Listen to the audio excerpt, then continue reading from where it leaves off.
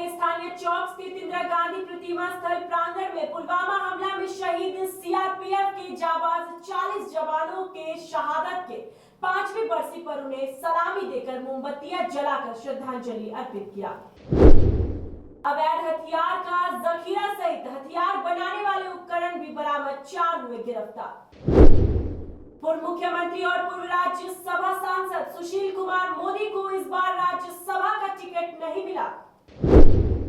INDIA गठबंधन के द्वारा बिहार से राज्यसभा के टिकट बंटवाने के बाद भाकपा माले के राष्ट्रीय महासचिव दीपांकर भट्टाचार्य का दर्द छलका।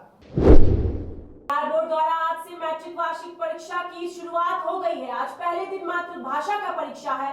परीक्षा के लिए पूरे प्रदेश में 1585 परीक्षा केंद्र बनाए गए हैं। बिहार विधानसभा में स्पीकर का निर्वाचन आज होना है, जिसको लेकर बिहार सरकार के मंत्री श्रवण कुमार ने कहा कि अच्छी परंपरा है, सत्ताधारी दल के सभी नेता मिलकर स्पीकर का चुनाव करेंगे तो कहीं न कहीं पीछे जो परंपरा टूटी थी उसको खत्म करते हुए सकारात्मक शुरुआत की जा रही है। स्वागत है आपका हमारे खास कार्यक्रम बिहार न्यूज में। चलिए कुछ खास खबरों के साथ बुलेटिन की शुरुआत करते हैं। इस अवसर पर उपस्थित बिहार प्रदेश कांग्रेस कमेटी के प्रदेश प्रतिनिधि सह प्रवक्ता विजय कुमार मिट्ठू, जिला कांग्रेस उपाध्यक्ष बाबूलाल प्रसाद सिंह, कांग्रेस सेवा दल के प्रदेश महासचिव अमरजीत कुमार, शिव कुमार चौरसिया, श्रीकांत शर्मा, विनोद उपाध्याय, विजय सिंह अधिवक्ता, सुनील कुमार सिन्हा आदि ने कहा कि आज जब पुलवामा हमला जैसे संवेदनशील हृदय विदारक घटना पर उस समय के तत्कालीन महामहिम राज्यपाल जम्मू कश्मीर सत्यपाल मलिक के इस घटना पर सरकार के इतर विरोधाभासी बयान की निष्पक्ष जांच कराने की जरूरत है, ताकि शहीद के परिजन को तसल्ली हो सके। नेताओं ने आगे कहा कि पुलवामा हमला के शहीद सपूतों के परिजनों को केंद्र एवं राज्य सरकारें जहां ये निवासी हैं सभी तरह की सुविधा मुहैया कराए जाए, जैसे आवास, शिक्षा, स्वास्थ्य, विकास आदि। पुलवामा हमला के 5वीं वर्षी के अवसर पर कांग्रेस पार्टी के नेता कार्यकर्ता जांबाज शहीद जो देश की सेवा के लिए सीआरपीएफ के जवानों ने जो आहुति दी थी, आज उन्हें यहाँ पर हम सलाम करते हैं, उनके जज्बे को, और उन्हें श्रद्धांजलि अर्पित करते हैं। और साथ ही साथ केंद्र सरकार से ये मांग करना चाहते हैं कि जिस तरह से आए दिनों पुलवामा हमला पर उस समय के तत्कालीन जो वहाँ के राज्यपाल महोदय सत्यपाल मलिक जी का जो विरोधाभासी बयान आते हैं, और साथ ही साथ ऐसी घटनाएं पर जो भ्रामक बातें कही जाती है, उसे भी उसका। भागलपुर में 12 फरवरी को वरीय पुलिस अधीक्षक को विश्वविद्यालय थाना क्षेत्र अंतर्गत एक मिनीगन फैक्ट्री के बारे में गुप्त सूचना मिली।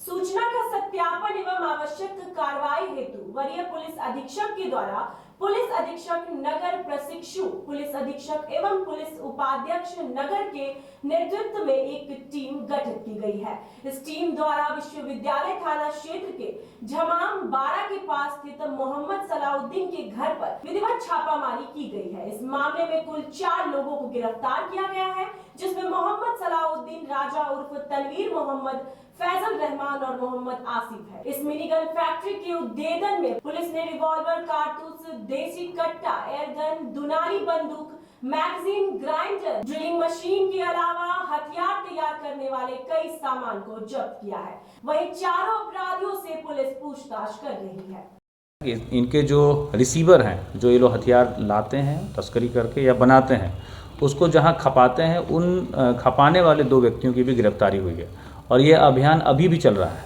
आने वाले समय में आपको उसकी भी विस्तृत जानकारी हम लोग। पूर्व मुख्यमंत्री और पूर्व राज्यसभा सांसद सुशील कुमार मोदी को इस बार राज्यसभा का टिकट नहीं मिला। आज सुशील मोदी ने एनडीए के उम्मीदवारों के नामांकन में शामिल हुए थे। वहां मोदी ने पत्रकारों से बात करते हुए कहा कि पार्टी ने हमें 34 साल तक चारों सदन के सदस्य के तौर पर रखा। हम इसके पार्टी को धन्यवाद देते हैं। उन्होंने आगे कहा कि भारतीय जनता पार्टी के बहुत कम कार्यकर्ता होंगे जिन्हें यह सौभाग्य मिला होगा और भारतीय जनता पार्टी ने आज 2 पिछड़े समाज को राज्यसभा में भेजा है। यह भारतीय जनता पार्टी ही कर सकती है। वहीं सोनिया गांधी के राज्यसभा जाने पर उन्होंने कहा कि उनकी उम्र हो गई है, पार्टी ने इसलिए सोचा होगा कि उन्हें राज्यसभा भेज दिया जाए। बिना रुकावट के देश के चारों सदनों में रहने का मौका दिया। मैं 15 साल विधायक रहा, लोकसभा में रहा, राज्यसभा में रहा, विधान परिषद में रहा, डिप्टी सीएम रहा, 10 साल बिहार का वित्त मंत्री रहा। मुझे लगता है कि देश में बहुत कम बीजेपी के कार्यकर्ता होंगे जिसको पार्टी ने 34 साल तक सेवा करने का मौका दिया है। मैं पार्टी के प्रति आभारी हूँ और आगे भी जीवन के अंतिम क्षण तक पार्टी का काम करता रहूँगा। सोनिया गांधी को भी राज्यसभा भेजा गया, कैसे देखते हैं कांग्रेस के अंदर? ठीक है, ये कांग्रेस का निर्णय है। उनकी उम्र हो गई, 78 साल उम्र हो गई। अब उनको लगा होगा कि उनका स्वास्थ्य ठीक नहीं रहता है तो उनको राज्यसभा में भेजने का तय किया है। ये कांग्रेस का अपना आंतरिक निर्णय है। आईएनडीआईए गठबंधन के द्वारा बिहार से राज्यसभा के टिकट बंटवारे के बाद भाकपा माले के राष्ट्रीय महासचिव दीपांकर भट्टाचार्य का दर्द छलका है। उन्होंने कहा कि हमारे पास भी 16 विधायक हैं, हमें भी राज्यसभा में मौका मिलना चाहिए था, लेकिन मल्लिकार्जुन खड़गे और तेजस्वी यादव का फोन आया, उसके बाद हमें समझौता करना पड़ा। हमने विधानसभा चुनाव में भी समझौता किया था और इस बार भी समझौता करना पड़ा है। अक्सर गठबंधन धर्म को निभाने के लिए समझौता करना पड़ता है। वहीं मनोज मंजिल के आजीवन कारावास पर माले महासचिव दीपांकर भट्टाचार्य ने कहा कि फैसला अन्यायपूर्ण है, पूरा केस राजनीतिक दुर्भावना का है। 2015 में भोजपुर में हमारे नेता की हत्या हुई थी। किसी अन्य हत्या के केस में मनोज मंजिल को फंसाया गया, अभी तक केस की पुष्टि नहीं हुई है। जिस बिहार में एक से बढ़कर एक जनसंहार हुए, बांधे शंकर बिगहा में एक भी सजा नहीं हुई है। यह न्याय के नाम पर मजाक नहीं है तो और क्या है। बीजेपी की सोच सामंती है और इसी सोच के माले के नेताओं के साथ अन्याय होता रहा है। विरोध की हर आवाज को कुचला जा रहा है। पूरे देश में विपक्ष की हर पार्टी पर हमले हो रहे हैं। नीतीश कुमार को जिस तरह से बहुमत मिला वो तिक्रम का प्रभाव है। विधायकों को डरा धमका कर रखा जा रहा है। नीतीश कुमार लगातार विकास का राग अलापते रहते हैं, जबकि सबसे अधिक गरीबी बिहार में है। आईएनडीआईए गठबंधन में सीट बंटवारे को लेकर उन्होंने आगे कहा कि सीटों को लेकर महागठबंधन में बात हो रही है और जल्द ही इस पर फैसला हो जाएगा। बीजेपी ने बिहार के विकास का ढोंग किया और हमें सत्ता परिवर्तन के संकेत मिल रहे हैं। ये तो एक दबाव था, तो अभी तो हमें लगता है कि बदली हुई परिस्थिति है। तो आज शायद महागठबंधन की एक बैठक हो रही होगी या हो चुकी होगी और भी बातचीत हो रही है। तो हमें लगता है कि बदली हुई परिस्थिति के मद्देनज़र हम लोग सब मिल करके बात करेंगे और एक ऐसा कोई फार्मूला निकले जो सबके लिए सही हो। आपके कार्यकर्ता चाहते हैं? नहीं, ऐसा कुछ नहीं है। हमारे कार्यकर्ता ये चाहते हैं कि पार्टी और मजबूत हो और हमारी पार्टी बुनियादी रूप में ये आंदोलन की पार्टी है।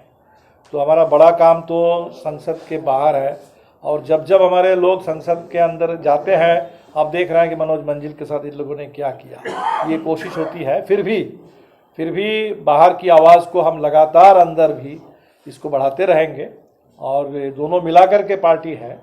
तो बिहार पार्टी का सबसे मजबूत गढ़ है। तो लोग ये चाहते हैं कि इस दौर में पार्टी की भूमिका और बढ़े और ख़ासकर आज फांसीवाद से जो लड़ाई है, जो विचारधारा की लड़ाई है, जो हम कह रहे हैं कि भगत सिंह अंबेडकर के रास्ते पर चल। बिहार बोर्ड द्वारा आज से मैट्रिक वार्षिक परीक्षा की शुरुआत हो गई है। आज पहले दिन मातृभाषा का परीक्षा है। परीक्षा के लिए पूरे प्रदेश में 1585 परीक्षा केंद्र बनाए गए हैं। इस परीक्षा में 16,94,781 विद्यार्थी भाग लेंगे। इसमें 8,22,587 छात्र और 8,72,194 छात्राएं शामिल होंगी। पटना में 70 केंद्र बनाए गए हैं। इंटर की परीक्षा में छात्र छात्राओं को जूता मोजा पहनकर जाने की अनुमति दी गई थी, लेकिन मैट्रिक की परीक्षा में ऐसा नहीं है। बोर्ड द्वारा यह कहा गया है कि सभी छात्र छात्राएं जूता मोजा पहनकर परीक्षा देने न आए।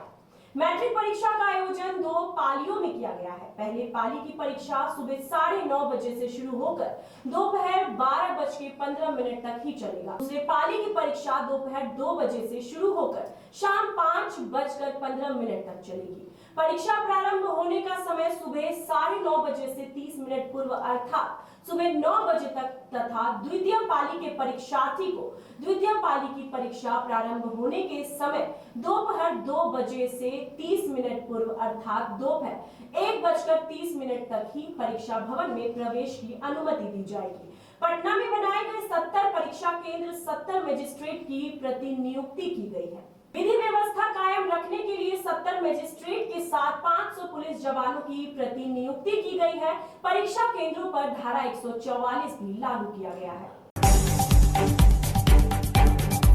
बिहार विधानसभा में स्पीकर का निर्वाचन आज होना है, जिसको लेकर बिहार सरकार के मंत्री श्रवण कुमार ने कहा है कि अच्छी परंपरा है। सत्ताधारी दल के सभी नेता मिलकर स्पीकर का चुनाव करेंगे तो कहीं न कहीं पीछे जो परंपरा टूटी थी उसको खत्म करते हुए सकारात्मक शुरुआत की जा रही है। राज्यसभा के लिए 7वें उम्मीदवार की नामांकन की आशंका भी जताई जा रही है। इस पर उन्होंने कहा है कि आज 3 बजे तक का समय है, तो देखना होगा कि 7वां उम्मीदवार नामांकन करते हैं या नहीं, उसके बाद ही कुछ कहा जा सकता है। नियोजित शिक्षकों के आंदोलन पर श्रवण कुमार ने कहा कि शिक्षकों का काम पढ़ाना है, लेकिन वो आंदोलन कर रहे हैं।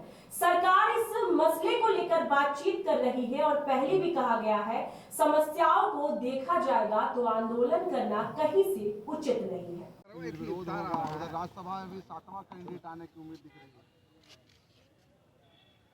ये अच्छी परंपरा है, पहले से भी ये परंपरा रही है।